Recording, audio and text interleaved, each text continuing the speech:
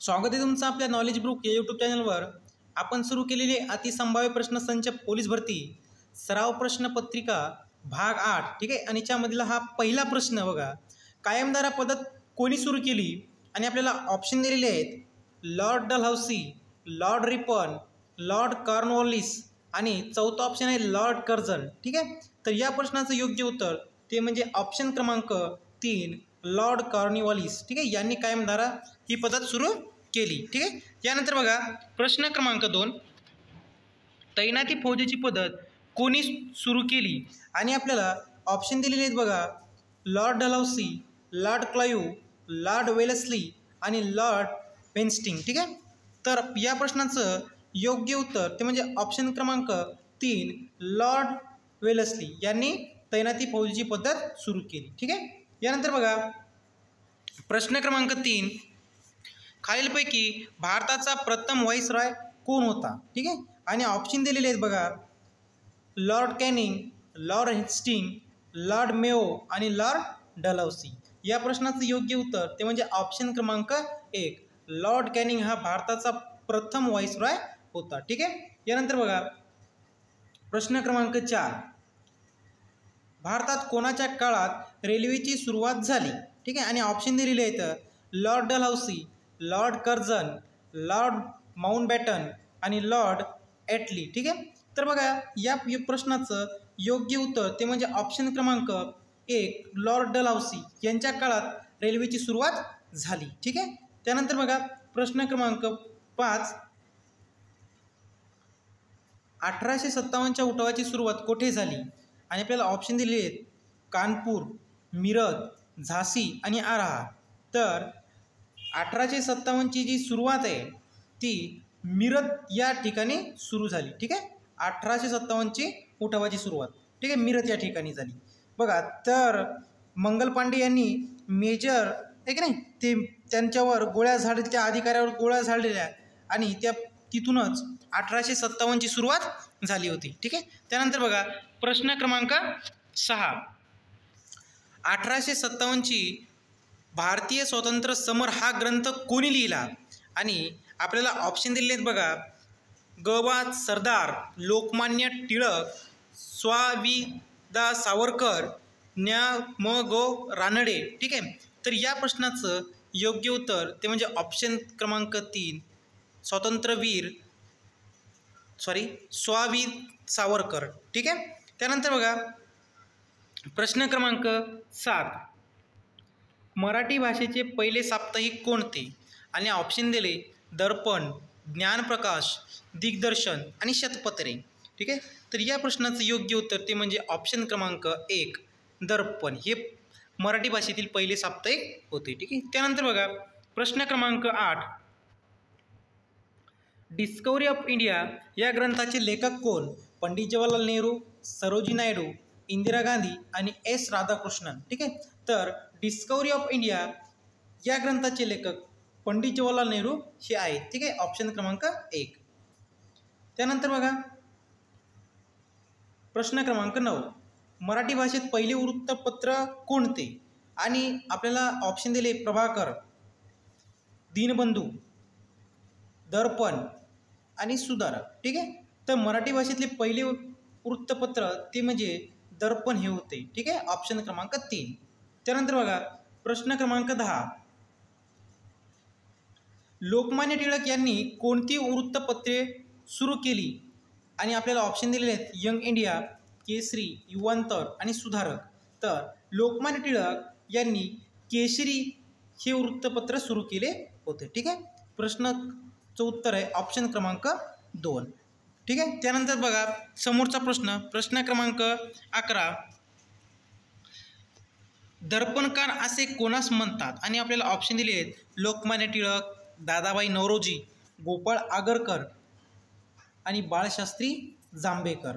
तर बघा या प्रश्नाचं योग्य उत्तर ते म्हणजे ऑप्शन क्रमांक 4 बाळशास्त्री जांभेकर यांना दर्पणकार असे म्हणतात ठीक आहे। त्यानंतर बघा प्रश्न क्रमांक 12, खालीलपैकी कोणास स्थानिक स्वराज्य संस्थेचा जनक असे म्हटले जाते आणि ऑप्शन दिले Lord Ripon, Lord Lytton, Lord Curzon आणि लॉर्ड डफरिन. ठीक आहे, तर या प्रश्नाचं योग्य उत्तर ऑप्शन क्रमांक 1 लॉर्ड रिपन. ठीक आहे, बघा इथे लॉर्ड रिपन पाहिजे. ठीक आहे, लॉर्ड रिपन हे स्थानिक स्वराज्याचे जनक असे त्यांना म्हणतात. ठीक आहे, यानंतर बघा प्रश्न क्रमांक 13, भारतीय असंतोषाचे जनक असे कोणास संबोधतात? आणि आपल्याला ऑप्शन दिलेले आहेत बघा, महात्मा गांधी, लोकमान्य टिळक, स्वातंत्र्यवीर सावरकर. तर या प्रश्नाचं योग्य उत्तर ते म्हणजे ऑप्शन क्रमांक 2 लोकमान्य टिळक हे आहे. ठीक आहे, त्यानंतर बघा प्रश्न क्रमांक 14, जय जवान जय किसान ही घोषणा कोणी दिली? आणि आपल्याला ऑप्शन दिले लाल बहादूर शास्त्री, महात्मा गांधी, बाबासाहेब आंबेडकर आणि पंडित जवाहरलाल नेहरू. तर बघा या प्रश्नाचं योग्य उत्तर ते म्हणजे ऑप्शन क्रमांक 1 लाल बहादूर शास्त्री यांनी जय जवान जय किसान ही घोषणा दिली आणि भारताचे दुसरे पंतप्रधान होते. ठीक आहे, त्यानंतर बघा समोरील प्रश्न क्रमांक 15, कोणार्क हे रिकामी जागा इथे प्रसिद्ध मंदिर आहे आणि मीनाक्षी मंदिर, सूर्य मंदिर, शिव मंदिर आणि विष्णू मंदिर हे आपल्याला ऑप्शन दिलेले आहेत. या प्रश्नाचं योग्य उत्तर ते म्हणजे ऑप्शन क्रमांक 2 सूर्य मंदिर. हे कोणार्क इथे सूर्य मंदिर आहे. ठीक आहे, त्यानंतर बघा प्रश्न क्रमांक 16, कोसबाच्या टेकडीहून हा ग्रंथ कोणी लिहिला? आणि आपल्याला ऑप्शन दिलेले आहेत बघा, अनुताई वाघ, ताराबाई मोडक, गोदावरी परुळेकर आणि सावित्रीबाई फुले. तर कोसबाच्या टेकडीवरून हा ग्रंथ अनुताई वाघ यांचा आहे. ठीक आहे, आणि यांना सहज शिक्षण या पुस्तकास 1981 साली राष्ट्रीय पुरस्कार सुद्धा मिळाला. ठीक आहे, त्यानंतर बघा प्रश्न क्रमांक 17, माझी जन्मठेप पुस्तकाचे लेखक कोण? ठीक आहे, बघा माझी जन्मठेप या पुस्तकाचे लेखक कोण? आणि आपल्याला ऑप्शन दिले आहेत बाबा पदमजी, महात्मा ज्योतिबा फुले, विनोबा भावे आणि विदा सावरकर. तर या प्रश्नाचं योग्य उत्तर ते म्हणजे ऑप्शन क्रमांक 4 विदा सावरकर. ठीक आहे, हे या पुस्तकाचे लेखक आहेत.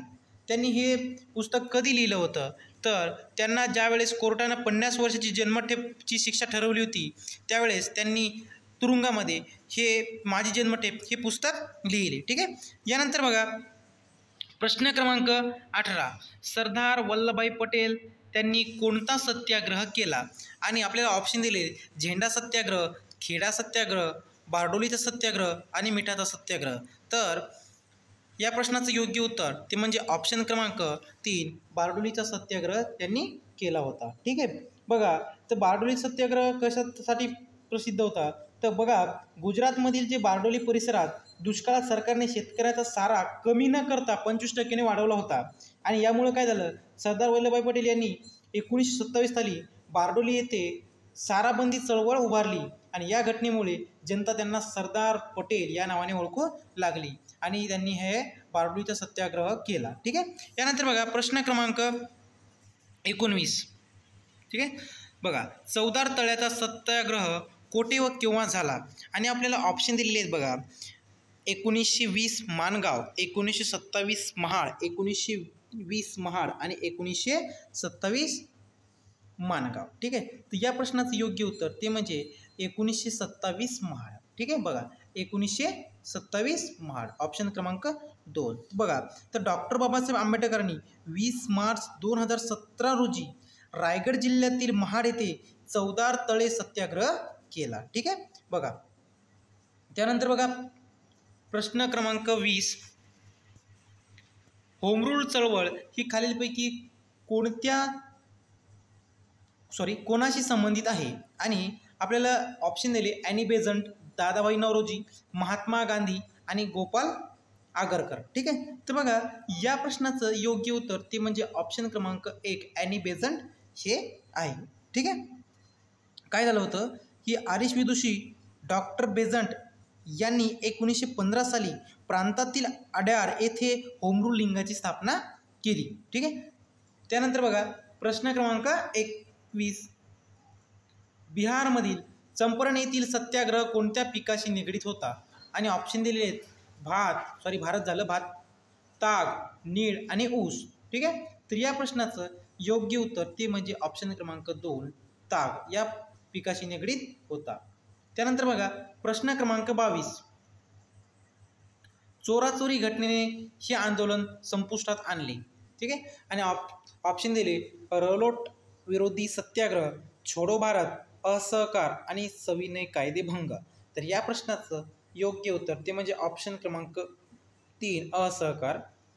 त्यानंतर बघा समोरील प्रश्न क्रमांक 23, सन 1885 मधील राष्ट्रीय सभेच्या पहिल्या अधिवेशनाचे अध्यक्ष कोण होते? आणि आपल्याला ऑप्शन दिले दादाभाई नौरोजी, उमेशचंद्र बॅनर्जी, बौद्दीन तय्यबजी आणि फिरोजशाह मेहता. तर या प्रश्नाचं योग्य उत्तर ते म्हणजे ऑप्शन क्रमांक 2 उमेशचंद्र बॅनर्जी. ठीक आहे. बघा म्हणजे 28 डिसेंबर 1885 मध्ये राष्ट्रीय सभेची स्थापना झाली.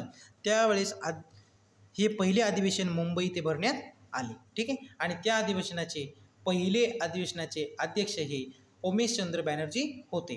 त्यानंतर बघा प्रश्न क्रमांक 24, राष्ट्रीय काँग्रेसची स्थापना खालीलपैकी कोणी केली? आणि आपल्याला ऑप्शन दिले Lord Minto, Annie Besant, sir Allan Hume आणि लोकमान्य टिळक. तर या प्रश्नाचं योग्य उत्तर ते म्हणजे ऑप्शन क्रमांक 3 सर ॲलन ह्यूम. ठीक आहे. यांनी राष्ट्रीय काँग्रेसची स्थापना केली. ठीक आहे. त्यानंतर बघा सर ॲलन ह्यूम ब्रिटिश सनदी अधिकाऱ्याच्या पुढाकाराने 28 डिसेंबर 1885 मध्ये राष्ट्रीय सभेची स्थापना केली आणि या सभेचे पहिले अध्यक्ष ते म्हणजे उमेशचंद्र बॅनर्जी हे होते. त्यानंतर बघा आजचा आपला शेवटचा प्रश्न बघा प्रश्न क्रमांक 25, राष्ट्रीय सभेचे पहिले अधिवेशन कोठे भरले होते? आणि ऑप्शन दिलेले आहेत मुंबई, कलकत्ता, सुरत आणि लखनौ. तर या प्रश्नाचं योग्य उत्तर ते म्हणजे ऑप्शन क्रमांक 1 मुंबई या ठिकाणी भरले. ठीक आहे. तर 25 डिसेंबर 1885 रोजी ठीक आहे या रोजी हे अधिवेशन भरले. ठीक आहे. त्यानंतर बघा जर तुम्हाला व्हिडिओ आवडला असेल तर लाईक, शेअर आणि कमेंट नक्की करा. धन्यवाद.